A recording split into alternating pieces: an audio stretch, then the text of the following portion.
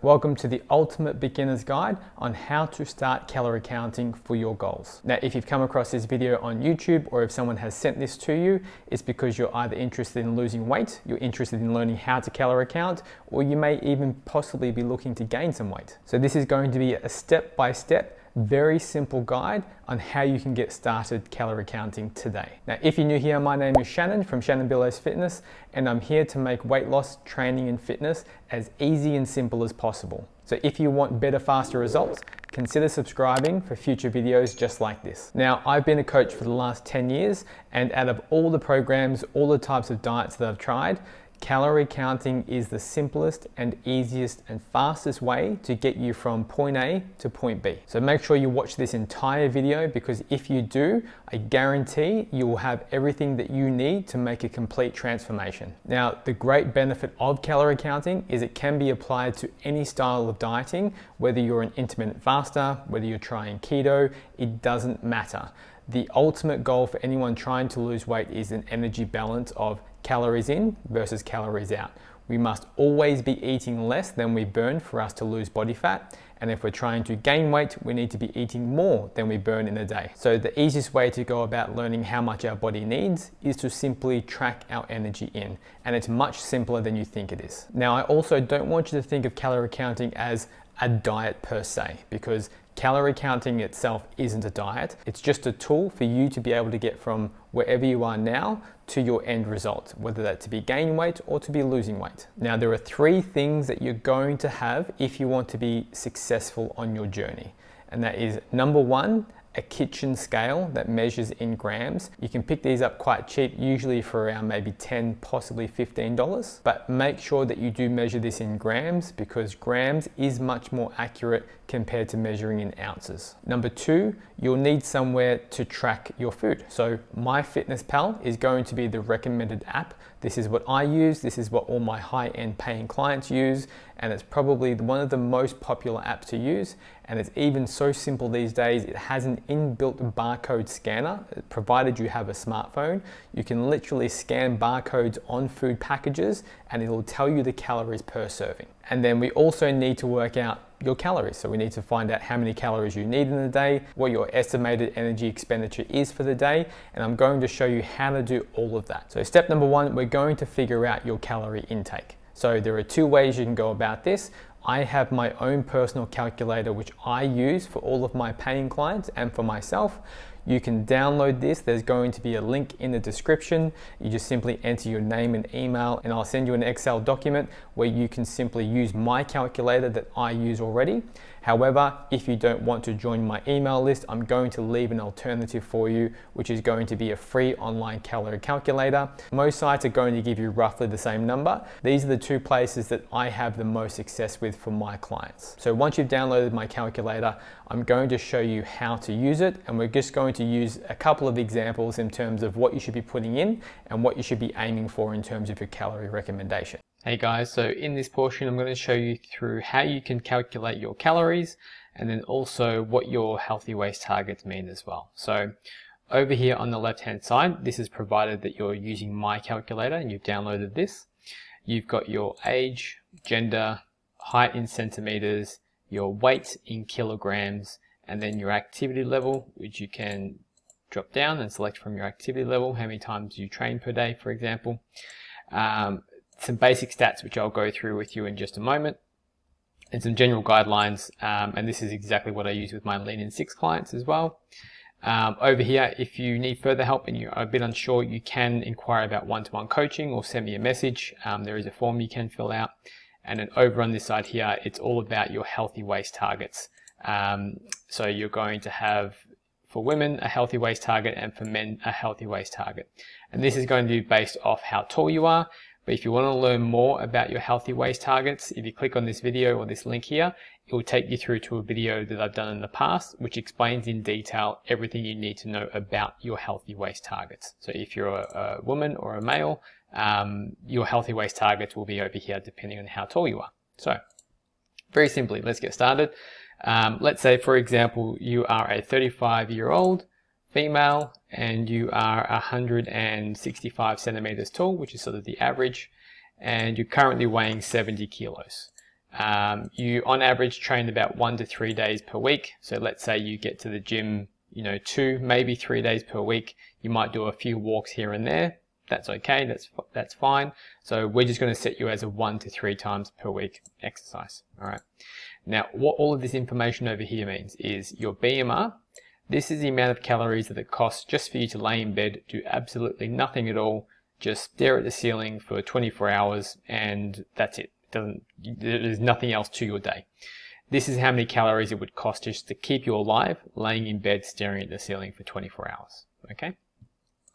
Maintain your weight. So for you to do your 3 days of activity, go about your life, pick up the kids from school, do everything that you would normally do in the day, you'd be burning very close to almost 2,000 calories a day. So 1,987. Now this isn't exact, obviously. So this is the best guesstimation. So this is the best way to start and figure out roughly where you are. And then obviously you would need to adjust your calories accordingly depending on how your results play out. Now, for you to lose a half a kilo per week, it would be 1,487 calories approximately. And then you would need 987 calories to lose 1 kilo per week. Now, as a general rule of thumb, I don't like anyone going below 1,000 calories, generally speaking. If you do go below 1,000 calories for any reason, let's say you're doing a fast day, you must hit your protein requirements. So all that information is down here. But the recommended target, and this is going to be quite aggressive for most people anyway, is a 30% calorie deficit. So you can do 20%, you can do 40%. I've personally found the best results for myself and most of my clients sits very close to 30%, and it even has it over here as well. So every time you adjust these numbers over here, it's going to give you the recommended calories. Now, when you're putting in your information, your protein, your carbohydrates, and your fat is going to be based on this information. If you're a brand new rank beginner, I don't care about carbohydrates and fat content, all right? All I want you to worry about is calories and protein. Now, I'll say that one more time. Please ignore carbohydrates and fat. We don't want you to be a macro counter, all right? All I want you to worry about is this number, or if you're a male, this number, 1,391 calories. We don't want you to be above this number. This is the most important thing, all right? And then secondary, if you do want to focus on eating more protein foods, this would be a recommended protein target for you, all right? Now, what I want you to do is I want you to think of this as a range. So yes, we have you on a 30% deficit. So your recommended target is 1,391 calories. But should you happen to go lower, you can go down to 1,000 calories, which is why that number's there. So anywhere between these two numbers is fine. So if one day you happen to have 1,100 calories and the next day you happen to have 1,200 and the next day you happen to have 1,300, that's fine. You're going to get really good weight loss results between these two numbers. And it's not saying that you have to go as low as 1,000, but I want you to think of this as more of a ceiling. We don't want you to be above this number, and we don't want you to be below this number. Now, the reason I like giving people a range to work within is because you don't have to be exact with your calorie count every single day, all right? So 1,391, you could really round this off to 1,400 if you wanted to. It's only an extra 20 calories. So between the 1,391 and 1,000 is what I want you to stick between, all right? If you happen to go over one day, let's say you had a 1,500 or a 1,600 calorie day, it just means that you need to come back a little bit under the following 1 to maybe 2 days, all right? Now, if you get less than 4,000 steps per day, just set your activity as 1 to 3 times per week. All right. Even if you're training 6 days a week, but your steps are still less than 4,000, still go between 1 to 3 days per week, because your steps and your activity, how many steps you get in a day, is going to burn many more calories than just a quick training session that you do. All right. Now, if, by example, if you were to be obese or morbidly obese, so let's say you're the same person, but let's say you're in 120 kilogram range, which is about 240 pounds, for example. Now you're going to see over here the numbers change, all the data over here changes. Your protein is going to jump up drastically, all right? Now, the only difference between the person who was weighing 75 or 70 kilos and 120 is fat mass. There is going to be very little extra lean mass, which is going to be things like your bones, your muscle, your organs. They're not going to magically just start increasing in size. You're not going to magically start increasing huge amounts of muscle mass just by being obese or morbidly obese. So don't worry about what these numbers are here. So if that's the case, and let's say you are quite high in protein intake because it's based on your body weight, for most women, you don't need any more than 120 grams of protein per day, even if the calculator advises, all right? And then the same thing works for men. If you're in the obese category or morbidly obese and the calculator puts you at more than 170 grams of protein per day, so over here it says 216, you don't need to eat that much protein. So think of these two here, these two numbers as limits. We don't want you to be above these numbers in protein. And nothing bad will happen if you do eat more protein than this, but in terms of building muscle and strength, you don't really need any more protein than this to maximize your protein goals for your strength and muscle building goals, okay? And that's pretty much it. So that's how you work out your calories. And then obviously, to give you an example, if we were to change this over to a male, and then let's say the male was very active or very active throughout the day. If you put in here very active, so intense exercise 6 to 7 times a week, or if you're a labor worker, so let's say you're on your feet, you get close to 15, 20,000 steps a day, you would put in a much higher activity. So you can go between 6 to 7 times per week training. Even if you're 3 to 4 days per week training and you're doing just a crap load of steps every day, you can put a higher activity. So we adjust the calories based on how fast you're losing weight each week. And obviously the calories over here are going to change, and everything else still stays the same. Alrighty. And that's it. So if you do have any questions on this, please post them in the comments below. Now, please continue watching the video because I'm going to show you how you can now start tracking your food in terms of how to use a kitchen scale and how to enter it into your MyFitnessPal, because you now have your calorie target for your weight loss goals. Great, so now you know exactly what your calorie target should be. It could be anywhere in the range of say 1200, 1400, 16, 1800. From here, we now need to start tracking your calories. We need to know how many calories you're ingesting. And to do this, we're going to be using an app called MyFitnessPal, and we're going to start entering all of our food into MyFitnessPal. So once you're in your MyFitnessPal, you've entered all your details in. It doesn't have to be exactly correct at the moment because we're going to fix all that information up later. This is the screen that is going to look very similar to this. We want to change a few things in your MyFitnessPal. So if you are in Australia, sometimes what will happen is you'll be set to kilojoules instead of calories. Now, some people have some trouble changing this, so I'm going to quickly show you through how you can do that. So in the bottom right-hand corner, if you go down to more, now it says here, My Profile. You're going to tap on that. And then you're going to go to Edit Profile, which is just under the 0.7 kilograms lost on My Profile, so just here. And then once you get to this section, you can fix up all your information, such as your height, gender, date of birth, all that information. But if you go down to the very bottom, just above your goals, if you click on Units, I highly recommend that you change this one over to kilograms, and your energy that you're using is calories. So you've got kilojoules and calories. And then the way that you measure water, again, if you want to track your water, you can do it in milliliters would be ideal. Again, try and avoid ounces where possible, just because it's not as accurate, but we don't really need to worry too much about tracking water. So once you've done that, you would click Save in the top right hand corner, the little arrow or the little tick icon. And then if we go back to our main screen, over here, we're going to change your calorie recommendation based off what the calculator has given you. So if you go down to the goals section, so this will be slightly different on Android compared to Apple, but they will be the same areas on the phone. So if you click on your goals, over here, it's going to have nutritional goals, and it's going to have your calorie, carbs, protein, and fat goals. So you're going to tap on this. Now, let's say, for example, our calorie calculator has given us 1400 calories. You would type in 1400 calories. It's going to save that. Now, you will notice below that there is a percentage ratio for your carbohydrates, protein, and your fat. For the most part, you can completely ignore this. We really don't care about your macros except for protein. You know, we want to try and make sure we're getting our protein needs. So if you want to fix this up a little bit more, you can. So if you were to click on your protein, and if my protein target was meant to be, let's say 120 grams a day, you would just slightly increase this. Now you can't hit it exactly.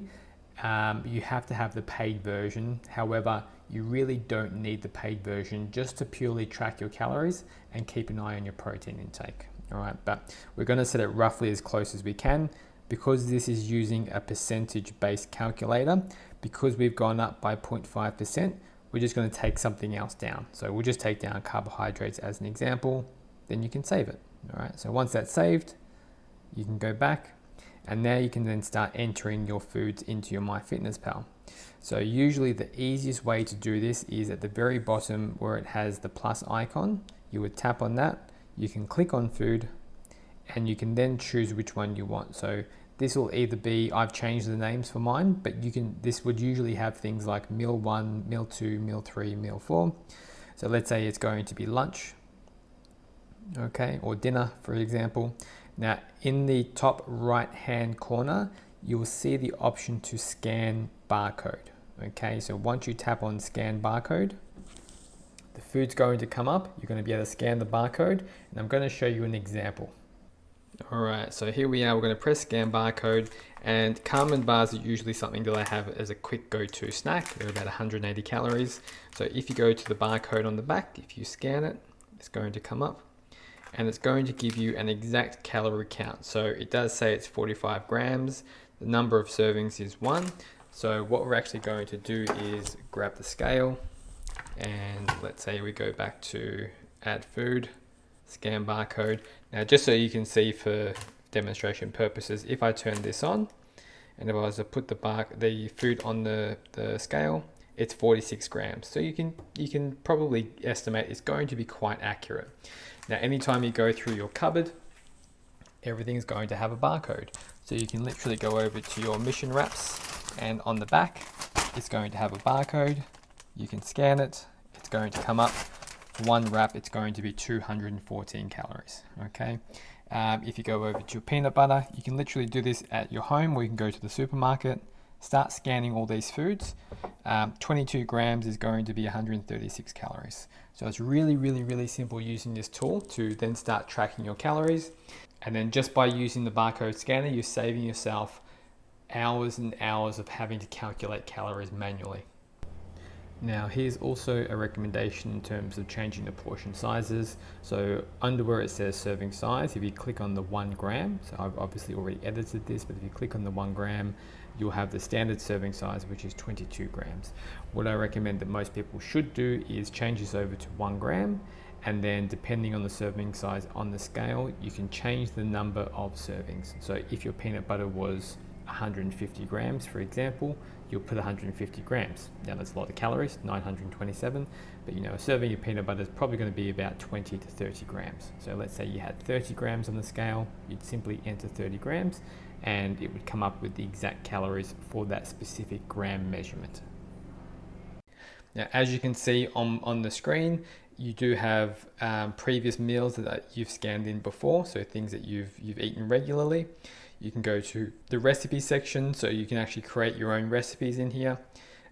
You can have pre-made meals, so if you have something often, so for example, the smoky Italian egg and bacon rye wrap is almost 400 calories. If you click on that, that's what that looks like. And I would just simply add that meal back in. So you would want to play around with the settings once you've sort of created a few templates. Just try and find ways that makes your life easier in terms of having to track foods, but do it as quickly and easily and efficiently as possible. And now this is probably the fastest way. Scan the barcode, put the food on, and away you go. But what I'm going to do now is move into the next segment where I'm actually going to show you some meals I'm going to be having and what it would look like for you to actually track it in a given day. All right, welcome back guys. So in this portion, we're going to be talking about how to use the kitchen scale, how to measure some, just common foods that you probably have throughout the day. For this example, I'm going to be using just a breakfast cereal, so which is say Nutri-Grain, And again, right at this very moment, it doesn't bother me what you eat. We just want to make sure we're tracking our calories accurately. So what we're going to do is we're going to measure this out. Now I've got the milk out here for example, but I'm going to show you what the process looks like and how you can do this really simply every morning. Only takes an extra couple of seconds. Literally, once you get the hang of this, it literally takes maybe 30 seconds extra out of your day and you have an exactly calorie counted breakfast. All right. So let's say your kitchen scale is on 0. You're going to pop on your kitchen scale. You're then going to turn it on and it's going to say grams. So always make sure you're measuring in grams. Is much more accurate than measuring in pounds and ounces. So grams, and even if you're measuring mils, you can also use grams as well because it's almost exactly the same. So what you're going to do is first, you're going to take the box, you're going to go into your MyFitnessPal and you're going to press add your food. Now where the barcode is on the box, there it is, you're going to scan the barcode and it's going to give you a calorie estimation per grams. So what we're going to do is scan the box, put that into your MyFitnessPal. Now you're going to pour in your Nutri-Grain or whichever cereal you're eating in the morning, and you're going to see the number start to go up. All right, so currently it's 9 grams. Let's just say our serving size is 12 grams. It's not really, but let's just say for example's sake, it was 9 grams. All right, so once you've entered in 12 grams, you would then change the serving size on your MyFitnessPal to be 12 grams. And that's going to give you the exact amount of calories for this serving size of Nutri-Grain. Now, with Nutri-Grain, we also need to add milk, all right? So we're going to press the tar or tear button, depending on how you say it. It's going to go back to 0. You're then going to get your milk. You're going to scan the barcode again, all right? Blip, we've scanned it into your MyFitnessPal. And now from here, you're going to open and you're going to pour the milk in, and then you're going to see the grams go up, all right? So you would then change the grams serving size to 32 or 32 mils. Grams and mils are interchangeable. And then you have an exact calorie counted meal for breakfast, eating anything you like, such as cereal and a bit of milk. And that's it. It's as simple as that. So that's a breakfast option. What I'm going to do is I'm going to show you what it would look like to be making a lunch option. So things such as like a sandwich. It's really simple. So I'll show you that in the next clip. All right, so you've had your breakfast and now it's time for lunch. So you would do exactly the same thing. So now you can see everything I've got already spread out on the table. And this is obviously for demonstration purposes, but I'm going to be making my own lunch, which is what I'm actually going to be eating today. And I'm going to be having 2 slices of bread. I've got some cold ham or cold meat. We've got some beetroot, tomato slices, so fresh tomato. I've pulled out the butter only just because I want to show you exactly how you can measure this accurately. Some ranch dressing and some tasty cheese. Now, out of all of these, you have 1, 2, 3, 4 things that have a barcode. So the first thing I would do is go into your MyFitnessPal, into your lunch options, or your meal number 3 or meal number 4, and then just start scanning all the barcodes. So you scan the barcode for your bread, scan the barcode for 1 slice of cheese, scan the barcode for any dressing. So ours is going to be ranch dressing, but it's upside down because I'm almost out of that. And then you would scan the barcode for Western Star butter if you're using butter. And then for raw ingredients, you're just going to use a standardized measure. So this is just deli ham from just Coles or our local supermarket. So if you do go to like the pre-packaged section of your local supermarket and they actually have ham already in packets with a barcode, you can just pretty much use any of their barcode recommendations, provided it's just like a normal ham.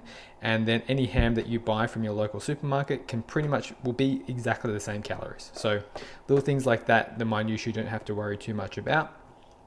Beetroot also has a barcode because it comes in a tin. So I've already scanned that previously. And then tomato is a raw tomato, which is virtually next to no calories. So the way that we do this and the way we set this up is because we're going to be putting our ham on first. We're going to pop the ham onto the scale. And again, when you're doing this by yourself and you've done this a couple of times already, it becomes really, really easy, really, really simple. So once we turn him on, we're literally going to take the ham out of the container. All right, like so. And then you can see it's a minus 56 grams. So that means that you now have 56 grams of ham on your sandwich. So let's say we're going to use the whole lot, which we are, and done. All right, so that was 100 grams of ham, so 96 grams, but you can round it off to 100 if you like. That's it. So once that's in, you would, because you've already had this in your MyFitnessPal, you would just adjust the number to have 96 grams. All right. Once you've done your ham, your cheese, again, because each slice is already standardized, each slice is going to be about 70 calories anyway. We're just going to plop on a piece of cheese. Because you've already scanned it, you're only going to be having one slice. You don't have to measure it like we do the ham. It comes pre-portioned for you already. You just pop on one slice. Now, in terms of things like butter, because some people are going to have different portion sizes to other people, you're going to press 0, make it 0. Now, because I'm using one hand here, I've just taken out a small piece of butter. So that there is about 5 grams, which is one serving. And then that you would then spread onto your bread. What can sometimes happen is over time, if you forget to start tracking these little things, this can add up a lot, especially if you're adding a bit of butter to your sandwich, a little bit of butter, and let's say you're making some eggs and then a bit of extra butter afterwards on a cracker or something like that. That's an extra maybe 200 to 300 calories that you're missing if you don't track it. You must track everything, especially if you're brand new beginner to this. You want to know exactly everything that you're eating and how many calories goes in. Okay, for me today, I'm not using butter. I'm going to be using the dressing. I'm going to show you how you can measure the dressing as well. So this is really simple. You would pop it on the scale, tar it out so it goes 0. We're going to pop the dressing onto the sandwich. Now, through the magic of the internet, you can see my gram, which is actually a lot. I didn't mean to put that much on, but it was the end of the bottle anyway. And now you can see, because I've measured the bottle at 0, I've then taken the ingredient out of the bottle, put it back onto the scale, just like our ham. It's now minus 13 grams, which means this is now 13 grams of ranch dressing is now on my sandwich. All right, and then that's what the finished product will look like, obviously, once you've finished everything. So that is lettuce, ham, cheese, tomato, beetroot, a little bit of dressing, and that probably comes, from my calculations, is about 500-ish calories. I've made this thing many times before, so I know how much the calories are in this. Now, just keep in mind as well, you can also swap out things for other foods. So once you start using MyFitnessPal and you're continuously putting in the same foods or very similar foods, it's going to become much easier to eyeball things. So for me personally, I don't really ever need to use the scale anymore, because I know, and I've done this meal so many times, roughly what 10 grams of dressing looks like. And one slice of cheese is about 70 calories. And roughly what 100 grams to 50 grams of ham looks like. So the more practice you get at this and the more consistent you are with meals, and especially having very similar meals, the much easier this process is going to be. And when you have meals frequently, your MyFitnessPal also saves them as a regular meal for you as well. Now, another common question that I get is, how do I track meats? And it's really simple. When you do your grocery shop, and let's say you buy chicken in bulk or seafood in bulk, you want to divide this up into equal servings. So this here, I believe, is one chicken thigh. So one chicken thigh, it's 178 grams. So when I get home from shopping, I open up the package, pop this on the scale, or put it into a bag, pop it on the scale, write down how many grams it is. So that way, when you're going through the freezer and you're rummaging to see what exactly you can take out, you can be like, yes, 178 grams of chicken thighs, let it defrost, and it's done. You don't have to reweigh it again. You do it once, do everything at once after your shop. It makes life much easier. And then over here we have some calamari, which is 219 grams. So if I was to eat this, I would probably divide this by 2 with my wife, and then we would have about 110 grams each. So preparing and making sure that you do these small things in advance makes a huge difference.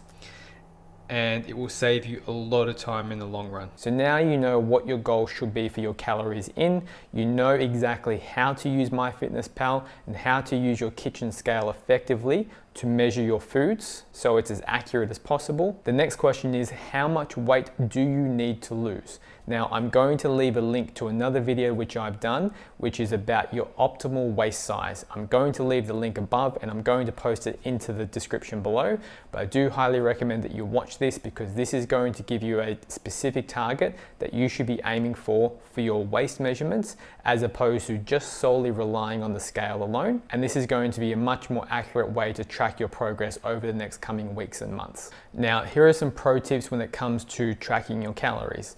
Number one, we do always want to emphasize focusing on whole foods wherever possible. So think of things like meats, veggies, and fruits 95% of the time. Or you can follow the 80-20 rule, which means 80% of the time we want to be eating whole foods and 20% of the time we can be including, quote unquote junk food or things you wouldn't typically eat on, say, a low calorie diet. So things like alcohol, chips, chocolates, lollies, candy, depending on where you're from, things like that. Number two, yes, you can eat anything you want and still get fantastic results as long as you don't go over your calories. Now, tip number three is you don't have to hit your calories every single day exactly. So let's say, for example, you have a target of 1500 calories. If you were to have a day of 1000 and the next day you came up to 2000, if you average it out, it's going to be 1500 calories over the course of those 2 days. So as long as your weekly calorie average is on point, that's okay. You can have higher days, you can have lower days, you can budget calories for different events, things like birthday parties, weddings, social events, that sort of stuff, by budgeting or cutting off calories through the week to allow you to eat more calories on the weekend. That's perfectly fine. We all live lives, we need to be social, we need to still see friends and go out socially and eat. So this is a great tool, and just keep it in the back of your mind. You don't have to be perfect every single day. You can make changes to your diet here and there depending on your life circumstances. Now, when it comes to your macros, for now, or for majority of people, I don't want you to worry about your macros at all. At least until you're at the point where you can see visible six-pack abs, most people won't ever need to worry about the specific macronutrient composition of your foods. So to give you a very quick rundown, most foods will be broken down into 3 categories, which is going to be protein, carbs, and fat. Most meals are going to have a mixture of all 3, but I don't want you to worry about that at all. The only thing I want you to worry about is, number 1, sticking to your calories, and number 2, trying to hit adequate protein. Start getting some consistent results every week, about a half a kilo or about a centimeter per week loss off your waist measurements. And then you can then start to worry about things like your protein, carbs, fats, fiber, that sort of stuff later on. And then you want to be doing this for as long as it takes for you to get down to your healthy waist target, or until you're happy with your size and shape and fitness goals. Now, calorie counting isn't something that you need to do forever. It's a tool for you to use to get you from point A to point B as fast as possible. Now, if you found this helpful, which I'm sure you did, please make sure that you like this video. That really helps me with the YouTube algorithm. It shows that I'm doing a good job and I'm actually helping people. Subscribe to the channel if you want to see future helpful videos just like this one. And if you did find this helpful for you, make sure you share this with someone who's looking to start their journey, or they're looking to just get started with calorie counting, or even just looking to lose some weight. Now, if you have any questions about other topics or about this video in specific and about calorie counting, pop them into the comments below. I'll reply to as many comments as I can. Thank you for watching, and I'll see you in the next video. Bye.